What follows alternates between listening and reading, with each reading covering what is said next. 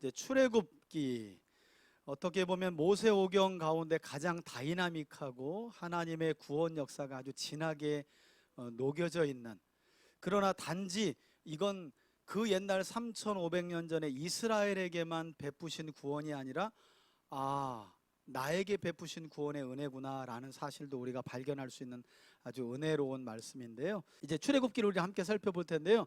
총 40장에 걸쳐 기록이 되어 있고, 큰 주제 한번 좀 우리가 다 같이 읽어볼까요? 시작. 하나님의 사람 준비, 그리고 하나님의 자기 계시. 자기 계시라는 건 하나님이 누구이신지를 자신이 알리신다는 거예요. 그리고 유월절 절기를 통해 애굽 탈출, 그 다음요 신의 산 언약, 아주 중요한 부분이죠. 그리고 언약이 맺혀지자 하나님이 이스라엘과 함께 거할 집을 만들어라. 그 이름이 뭐라고요? 성막, 회막, 증거막. 성경은 이렇게 다양하게 이야기를 합니다.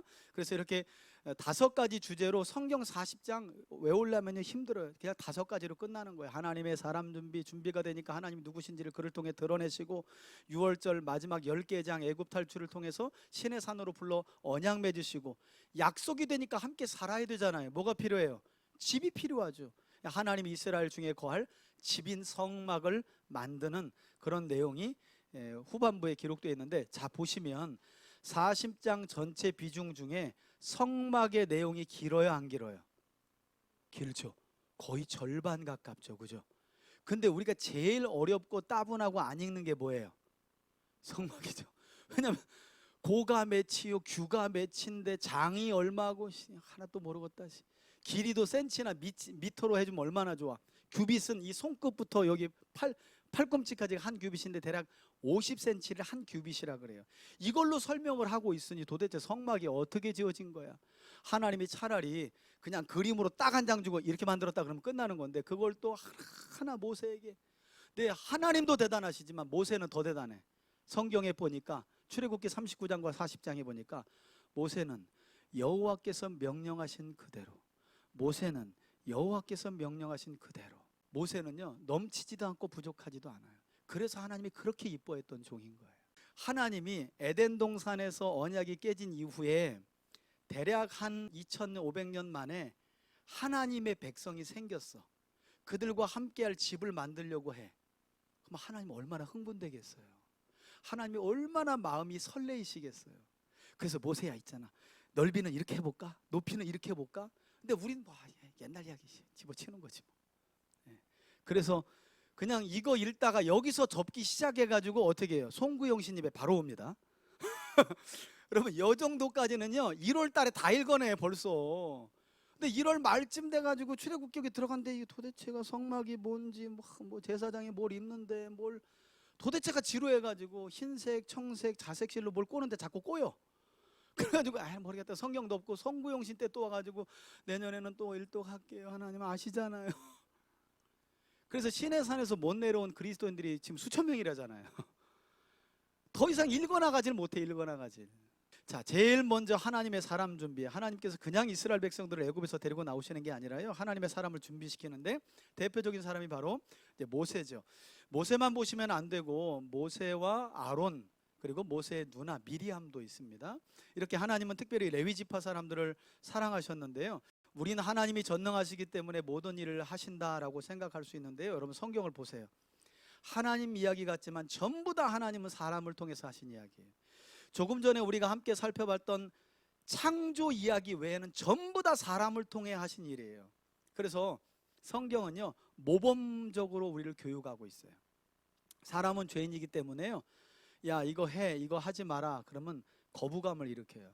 근데 누가 있잖아, 그렇게 하나님 말씀 잘 듣고 복 받았더니 그렇게 잘 됐다?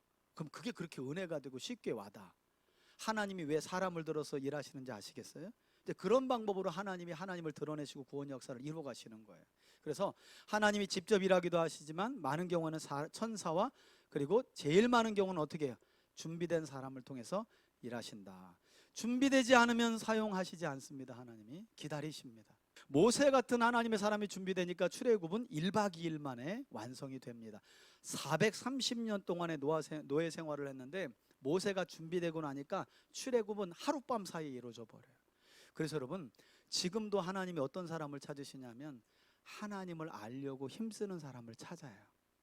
제가 빈말이 아니라 성경 66권을 연구한, 제 성경은 나중에 갖다 보세요. 제가 얼마나 성경을 열심히 봤는지. 여러분, 하나님께서 지금 이 현장을 가장 주목하고 기뻐하신다고 저는 확신합니다. 왜냐하면 늘 하나님이 하시는 일에 하나님을 찾는 사람들이 있는가를 늘 주목해서 보시기 때문에 저는 이 자리가 그래서 가장 못되다고 믿는데요. 그러려면 여러분들이 이제 저와 함께 준비되는 하나님의 사람으로 자라가야 되겠죠. 모세 이후 사무엘이 등장할 때까지 400년이 흘러요. 사람이 준비 안 되면 이렇다는 거예요. 에스라와 느헤미야 이후 세례 요한까지 또 500년이 흘러요. 예수님과 사도 이후에 루터와 칼빈이 종교개혁을 일으키기까지 1000년이 흘러요. 시간 흘러가는 건 아무것도 아니에요. 근데 하나님은 기다리세요. 사람이 나올 때까지. 하나님이 못하셔서가 아니에요. 하나님이 어떤 일을 계획하실 때 사람을 통해서 일을 하시기 때문에 하나님은 기다리시는 거예요. 그러면 내가 아니어도 누가 하겠지. 여러분, 그런 마음 먹으라고 이 자리에 앉아 있는 거 아니에요. 내가 그 일을 해야지. 내가 준비된 하나님의 사람으로 세워줘야지. 그걸 위해서 하나님이 우리를 이 자리에 지금 있게 한 거예요. 이렇게 하나님의 사람이 준비가 되니까 하나님이 이제 그 사람을 통해서, 모세를 통해 하나님이 누구이신지를 애굽에 보여주시죠. 그게 바로 10개의 재앙 사건입니다. 피게이파 악도금의 흑장이라고 하는 10개의 애굽 땅에 내려진 재앙은요, 첫 번째는 모세와 이스라엘 백성들에게, 왜? 지금 야곱의 70명이 내려가서 이스라엘 민족이 되었지만 이 사람들 430년 동안 애굽에 살면서 하나님 다 까먹었어요.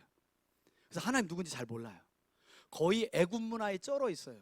그래서 하나님은 첫 번째로 모세와 이스라엘 백성들에게 내가 누구인지를 알려주기 위해서 재앙을 내리신 거예요.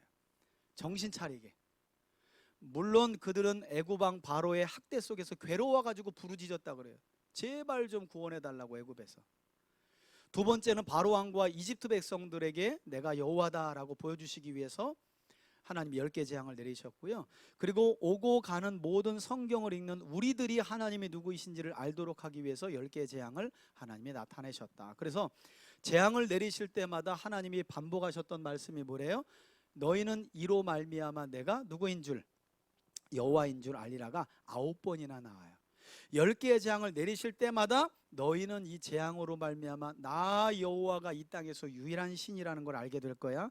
모세야, 이스라엘아, 바로왕아, 이집트 백성아, 성경을 읽는 오고 가는 모든 세대들아, 하나님이 이걸 교육하려고 이 사건을 계획하시고 그대로 이루신 거죠. 여러분, 안타까운 건 이때는 하나님이 자기 백성을 구원하시려고, 그래서 그 백성을 노예로 잡고 있는 바로와 이집트 백성에게 하나님이 누구이신지를 알게 하려고 재앙을 내리셨다면, 이제 시간이 한 800년 지나면 유다 땅에 에스겔이라고 하는 선지자가 보내지는데 하나님이 재앙을 이방 나라가 아니라 이스라엘에게 내리시면서 뭐라 그러냐면 너희는 이 재앙을 통해 내가 여호와인 줄 알 거야 라고 하고 계시더라는 거예요. 특별히 10개의 재앙을 우리 주일학교를 이제 제가 지금도 가르치고 있거든요. 그럼 이제 아이들은 풍성한 질문을 가지고 있어요. 아니, 한꺼번에 첫 판의 장자의 죽음, 애굽에 있는 첫 번째 태어난 것을 싹 죽여버렸으면 그때 바로가 벌써 손 들고 야 나가라 그럴 텐데 왜 하나님은 피재앙, 이재앙, 개구리재앙, 왜 이런 걸 서두로 이렇게 주신 거예요? 여러 가지 이유가 있겠죠. 하나님이 회개할 기회를 어떻게 주시는 하나님이시니까. 이방 나라 왕들이라고 우상 섬긴다고 그냥 막 죽이시나요? 하나님이? 아니에요. 충분한 회개의 기회를 우리 하나님은 주시는 분이에요. 그리고 무엇보다도 그 모든 과정이 후대에 하나님이 누구이신지를 알도록 가르치는 교육 교재가 되도록 하기 위해. 그래서 실제로 8번째 메뚜기 재앙을 주실 때는 뭐라 그러냐면 내가 이와 같이 재앙을 차근차근 내리는 이유는 대대로 너희가 너희 자손들에게 하나님이 누구이신지를 가르쳐 주도록 하기 위해서 내가 지금 교육 교재 만들고 있는 거야 라고 하나님 말씀하세요. 그래서 여러분, 우리가 하나님을 바르게 알고 믿어야 되고요. 그걸 우리 자녀들에게 힘써 가르쳐야 돼요. 그리고 또 하나 중요한 말씀이 너희를 내 백성 삼고 나는 너희 하나님이 되는 게 이스라엘을 애굽에서 구원하시는 목적이라고 밝혀요. 우리는 하나님 믿고 하나님 이렇게 내가 돈 많이 벌어가지고 하나님께, 여러분 그거는 차순이고요. 하나님은요, 내가 구원하고 택한 내 백성이 하나님의 말씀을 존중하고 따라가면서 하나님을 인정하는 삶을 사는 걸 가장 기뻐하시는 줄 믿습니다. 그래서 이 내용이 예레미야서에서 이렇게 많이 반복되고 있고요. 마지막 요한계시록에까지 가서도 내 소원은, 하나님이 그래요. 내 소원은 너희가 강대국이 되고 돈 많은 경제 강국이 되고 뭐 그런 게 아니라 그냥 나 여호와가 이 땅의 유일한 하나님이라는 걸 너희들이 믿고 인정하며 나의 하나님으로 고백하며 살아가는 거, 근데 그게 내 소원이야. 근데 그게 그렇게 이스라엘을 통해 이루어지지 않았던 거죠. 하나님이 계시하신 10개의 재앙입니다. 피 재앙부터 장자의 죽음 재앙까지 재미있는 그림으로 그려졌고요. 이 재앙들은 하나하나 다 애굽의 탑10 안에 들어가는 신들을 하나님께서 심판하신 내용이었다. 마지막 이 재앙이 오시리스라고 하는 애굽 사람들이 섬겼던 생명의 신을 하나님이 목을 날리면서, 생명은 누구 손에 있다? 하나님의 손에 있다. 그래서 하나님께서 그날 밤에 모세를 통해 뭐라고 말씀하세요? 어린 양의 피를 문설주, 그죠?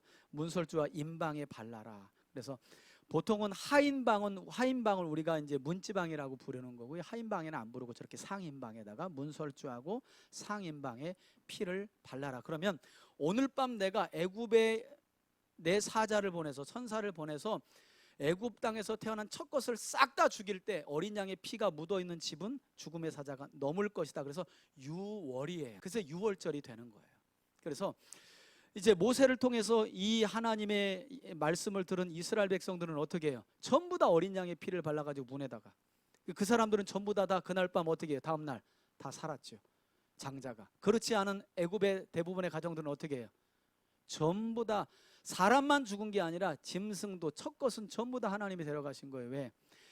애굽 왕 바로가 볼모로 잡고 있는 이스라엘은 나에게 있어 장자자. 근데 바로 왕이 뭐라 그래요? 여호와가 누구간데 그러잖아요. 다 내가 주인이지. 그래? 진짜 그런가? 누가 주인인지 한번 볼까? 내가 너에게 속한 첫 것을 싹 다 데려가 볼게. 진짜 주인이 누군지 보자.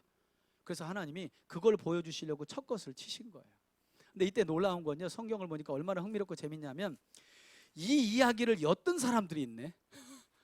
야, 저 유대인들 왜 또 모여있냐? 몰라. 뭐 피부터 재앙이 지금 난리가 난 상황이거든요, 지금. 야, 이번에는 또 무슨 재앙을 내린대냐? 몰라. 저것들 하는 얘기를 들으니까 오늘 밤에는 하나님이 뭐 죽음의 사자를 보내는데 양 잡아가지고 피 바르면 다 산대. 진짜냐? 야, 근데 9가지를 내린다고 했는데 진짜 온 거 보니까 10번째도 있겠지. 야, 우리도 양 잡아 해가지고 피를 바른 사람들이 있네. 많은 사람들이 성경을 보면서 유대인들만 출애굽한 줄 알아요. 여러분, 그렇지 않아요. 제가 성경을 읽어드릴게요. 출애굽기 12장 38절인데요 수많은 잡족과 양과 소와 심이 많은 가축이 그들과 함께 나왔으니 그래요. 이스라엘 백성들만 나온 게 아니라 누구도 나왔다고요? 수많은 잡족들도 함께 구원받아 나온 거예요.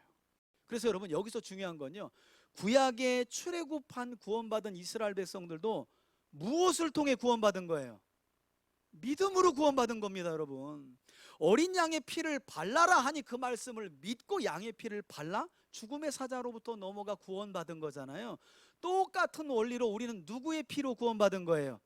어린 양 예수 그리스도의 피로. 그래서 구약이나 신약이나 구원은 무엇으로 받는 거다? 믿음으로 받는 거다. 여기는 혈통도 민족도 차별이 없어요. 수많은 잡족이 구원받아 나왔다잖아요. 그래서 유월절 사건을 통해서 이스라엘 백성들을 이제 구원해 내시고, 말씀드린 것처럼 애굽의 장자를 하나님이 다 치시고, 그래서 지금까지도 정통 유대인들은 이렇게 신앙교육을 하고 있습니다. 자, 이렇게 하나님께서 결국 장자의 죽음 사건을 통해서 이스라엘을 애굽에서 건져내셔서, 하나님께서 지도로 보시면 여기가 지중해거든요. 이렇게 거쳐 가지고 시내산, 시내 광야의 시내산까지 이스라엘 백성들을 인도하셔서 이곳에서, 출애굽기 19장을 한번 펴보시겠어요? 보니까 이때가 애굽에서 떠난 지 3개월쯤 됐다고 그래요. 그리고 여기에서 하나님이 아주 중요한 말씀을 하십니다. 성지순례 가면 이런 전경을 볼 수 있고요. 모세와 이스라엘 백성들이 머물렀던 시내산 하면 항상 새벽에 출발해 가지고 올라가서 이렇게 해 뜨는 광경을 본다고 그래요. 바로 그 시내산에서 하나님께서 어떤 약속을 주시냐면, 사실은 내가 너희를 그냥 애굽에서 구원시킨 게 아니라 내가 너희를 아브라함 때부터 구별하고 택하여 나라와 민족을 만들어 내가 모세를 통해 애굽에서 구원한 이유는 나를 온 세상에 알리는 제사장 나라와 거룩한 백성으로 세우기 위함이야 라는 사실을 하나님이 가르쳐 주시죠. 그 내용이 바로 출애굽기 19장 5, 6절인데요 눈으로 보이실지 모르겠네요. 한번 읽어볼까요? 시작. 세계가 다 내게 속하였나니 너희가 내 말을 잘 듣고 내 언약을 지키면 너희는 모든 민족 중에서 내 소유가 되겠고 너희가 내게 대하여 제사장 나라가 되며 거룩한 백성이 되리라. 이게 애굽에서 이스라엘이 구원받은 이유와 목적이에요. 그냥 가나안 땅 잘 들어가서 떵떵거리며 잘 살아라. 이게 목적이 아니라는 거예요. 너 그냥 교회 다니면서 열심히 돈 벌고 부자 되라. 이게 하나님이 우리를 부르신 목적이 아니라는 거예요. 그것도 하나님이 주신 은혜와 복이 있지만 궁극적인 건 왜 물질의 복도 주시냐? 하나님의 영광과 살아계심을 드러내는 제사장 나라와 거룩한 백성의 삶을 살아가라고. 제사장이라는 말이 라틴어로요 폰티펙스인데 다리 놓는 사람이라는 뜻이에요. 즉 하나님이 이스라엘 민족을 모세를 통해 애굽에서 왜 부르셨냐? 죄로 인해 끊어진 모든 나라 백성들과 너희가 무슨 역할 좀 해달라는 거예요? 다리 역할 좀 해달라는 거예요. 제사장 나라가 그런 뜻이에요. 여러분 이게 어려워요? 성도의 사명은요 예수 믿지 않는 사람과 하나님 사이에 다리 역할만 해주면 되는 거예요. 그래서 이 제사장 나라와 거룩한 백성의 삶을 살아가라고 그 지침으로 주신 게 핵심은 십계명 돌판이고, 그걸 풀어서 설명한 게 이 다음 나오는 레위기라는 책인 거예요. 레위기.